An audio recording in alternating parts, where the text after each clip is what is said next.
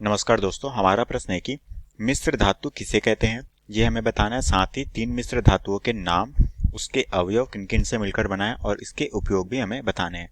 ठीक है, तो सबसे पहले दोस्तों हम यहाँ पर मिश्र धातु की परिभाषा देख लेते हैं कि हमारी मिश्र धातु की परिभाषा क्या होती है। ठीक है, तो दोस्तों हम जानते हैं कि जो हमारी मिश्र धातु की परिभाषा कुछ इस तरह से हो जाएगी।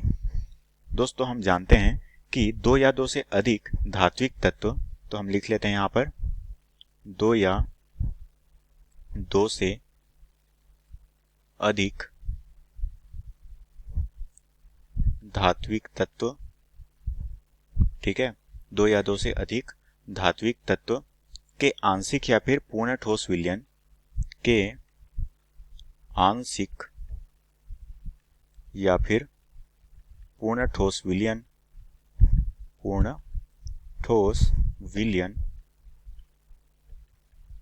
को हम क्या कहते हैं, मिश्र धातु या फिर अलॉय कहते हैं। ठीक है,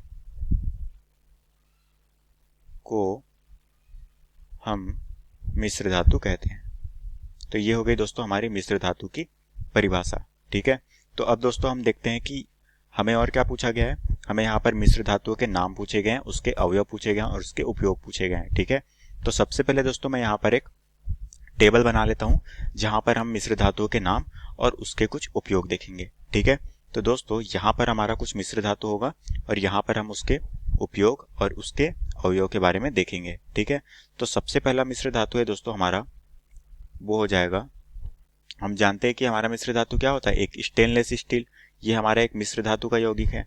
ठीक है, तो ये हो गया हमारा स्टेनलेस स्टील। ठीक है, तो दोस्तों हम जानते हैं कि हमारा जो स्टेनलेस स्टील है ये हमारे किससे मिलकर बना है, ये दोस्तों हमारे लोहे से मिलकर बना है। ठीक है, जिसमें दोस्तों हमारे कौन कौन से अवयव होंगे, यहाँ पर दोस्तों हम लिख लेते हैं, यहाँ पर हमारे अवयव जो मौजूद होंगे उनके बारे में हम लिखेंगे और यहाँ पर हम उसके उपयोग लिख लेंगे। ठीक है, तो यहाँ पर दोस्तों हमारा जो है स्टेनलेस स्टील जो कि किससे मिलकर बना होता है, ये इसमें दोस्तों होता है हमारा लोहा। ठीक है, साथ में दोस्तों इसमें होता है हमारा क्रोमियम और इसमें होता है हमारा निकल। ठीक है, तो ये इन तीनों से मिलकर हमारा क्या बनता है, स्टेनलेस स्टील। अब दोस्तों हम देख पा रहे हैं कि हमारा जो Fe है उसकी प्रतिशत कितनी होगी, ये है दोस्तों 74% के आसपास। उसी तरीके से हमारा क्रोमियम है क्या 18% के आसपास और हमारा निकल कितना होता है, वो होता है 8% के आसपास। ठीक है, और इसका जो मुख्यतः उपयोग है दोस्तों वो हम किस में करते हैं, बर्तन बनाने में। ठीक है, तो हम कह सकते हैं कि इसका जो महत्वपूर्ण उपयोग है वो बर्तन बनाने में होता है। ठीक है, उसी तरह से दोस्तों हम अपना दूसरा जो देख लेते हैं मिश्र धातु, वो कौन सा है, वो है दोस्तों हमारा पीतल। ठीक है, तो दोस्तों हम जानते हैं कि जो हमारा पीतल होता है वो किससे किससे मिलकर बना होता है, वो दोस्तों हमारे कॉपर और जिंक से मिलकर बना होता है।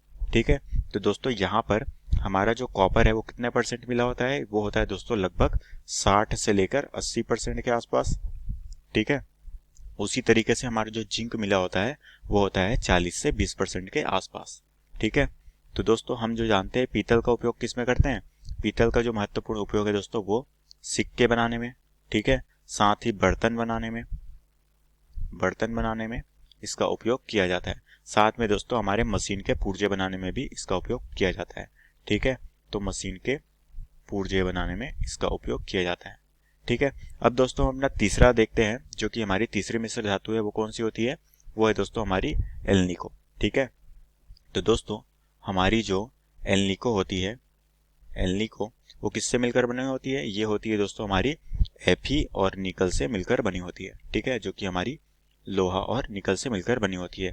तो Fe का दोस्तों यहाँ पर परसेंट होता है कितना, 62% और हमारी निकल होती है 12%। ठीक है, तो दोस्तों यहाँ पर हमारी जो है Fe और निकल इन दोनों से मिलकर बनी होती है। ठीक है, अब दोस्तों हम जानते हैं कि यहाँ पर जो है हमारा इसका उपयोग कहाँ करते हैं, इसका उपयोग जो महत्वपूर्ण उपयोग है वो शक्तिशाली चुंबक बनाने में। ठीक है, शक्तिशाली चुंबक बनाने में, जिसे हम कृत्रिम चुंबक भी कहते हैं, तो हम कह सकते हैं कि शक्तिशाली स्थायी चुंबक बनाने में। ठीक है, तो ये हो गए दोस्तों हमारे कुछ मिश्र धातु और उसके उपयोग और उसमें जो जो अवयव मिले हुए हैं उनके बारे में हमने देख ली। और यही दोस्तों हमें प्रश्न में पूछा गया था जो कि हमारे प्रश्न का उत्तर है। तो आशा करता हूं दोस्तों आपको ये प्रश्न समझ आया होगा। धन्यवाद।